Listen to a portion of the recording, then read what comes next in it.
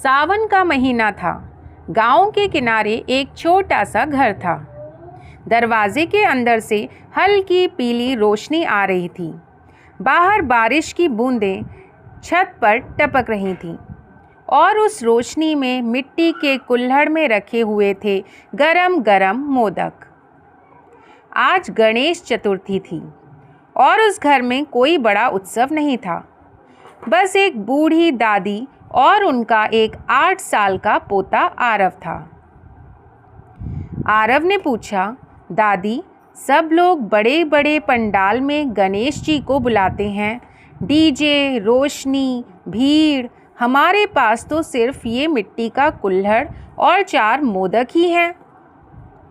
क्या गणेश जी हमारे घर आएंगे? दादी मुस्कुराईं। उन्होंने कुल्हड़ के पास दिया जलाया और बोली, बेटे, गणेश जी बड़े पंडाल के नहीं होते। वो उस दिल के होते हैं जहाँ शोर नहीं, श्रद्धा होती है। दादी ने कहा, सुनो, मैं तुझे एक कहानी सुनाती हूँ। ये कहानी उसी गणेश जी की है जिनको हम विघ्नहर्ता कहते हैं। बहुत साल पहले एक गांव के बाहर नदी पार पुल टूट गया था। बारिश का मौसम था। स्कूल के बच्चे, बुजुर्ग सब परेशान थे।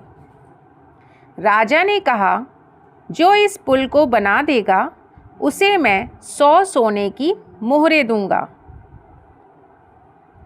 बड़े बड़े मिस्त्री आए, पैसे मांगे, लेकिन वो भी भाग गए। तब गांव में एक अनपढ़ बढ़ई आया। ना उसके पास कोई औजार थे, ना ही पैसे। लोग उसका मजाक उड़ाने लगे। रात को वो नदी के किनारे बैठकर रोया। तभी एक छोटा बालक आया, सिर पर तिलक, हाथ में मोदक। उसने कहा, रोने से पुल नहीं बनता। एक एक लकड़ी जोड़, मैं तेरे साथ हूँ। बढ़ई ने पूछा, तुम कौन हो? बालक बोला, मैं वही हूँ जिससे लोग काम शुरू करने से पहले याद करते हैं।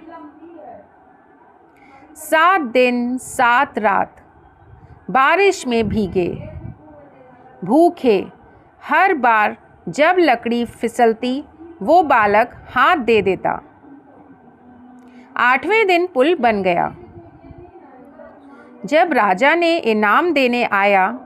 जब राजा से वो बालक इनाम लेने आया तो बढ़ई ने कहा, मुझे कुछ नहीं चाहिए, बस इस बालक को ढूंढ दीजिए। पर वो बालक कहीं नहीं मिला। रात को बढ़ई को सपना आया, वही बालक, और बोला, मैं हर उस काम में हूँ जो बिना स्वार्थ के विश्वास से शुरू होते हैं। मुझे बड़े मंदिर नहीं चाहिए, मुझे तुम्हारा विश्वास चाहिए।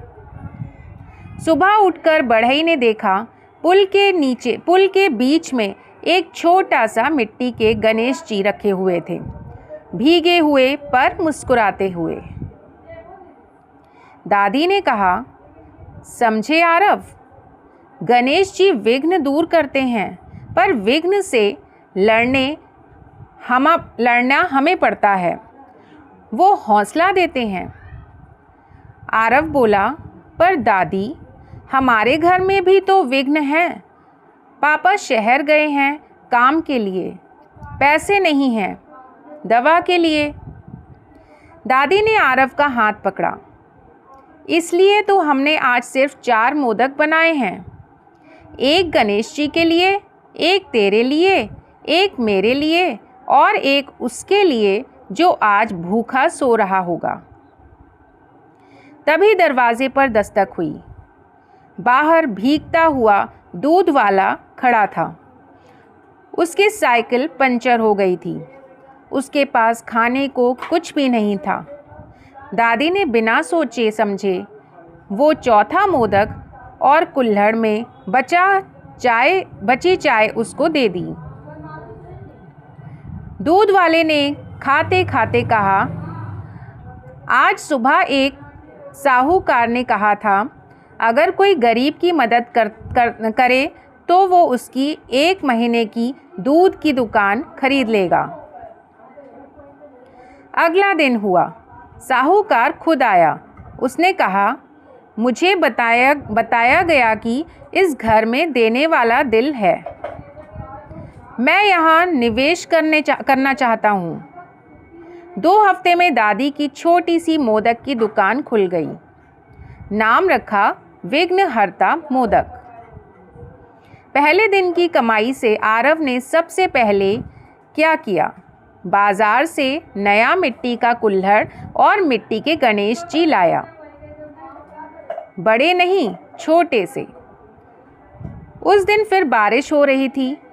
दिया जला, कुल्हड़ में मोदक, और आरव बोला, गणेश जी आप आ गए।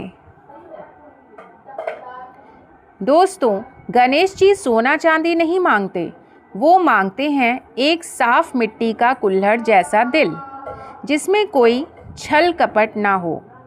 जब भी ज़िंदगी में पुल टूट जाए, याद रखना, काम शुरू करने से पहले एक बार ओम गम गणपतिये नमः ज़रूर कहना। बाकी वो खुद रास्ता बना देंगे, क्योंकि विघ्न हर घर में आता है, पर जिस घर में गणेश जी होते हैं वहाँ विघ्न के बाद उत्सव भी ज़रूर आता है। तो हम सभी लोग मिलकर ज़रूर बोलेंगे, गणपति बप्पा मोरया।